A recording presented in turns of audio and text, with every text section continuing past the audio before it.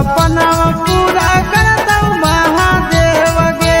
मने मने महानन देव तोरा पति देव रे।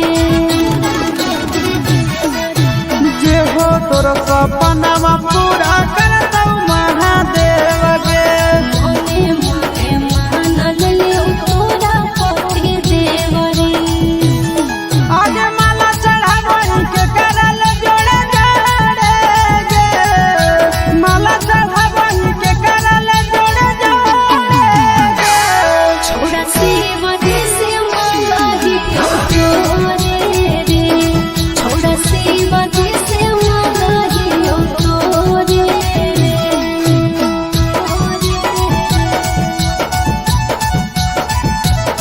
छोड़ा शिव जी से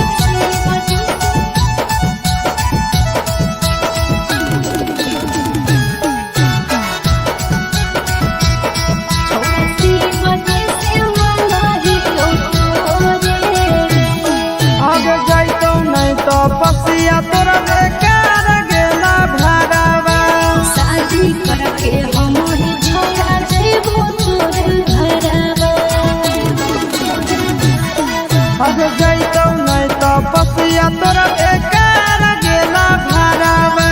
शादी करके हम ही छोड़ा देबो तोर घरवा।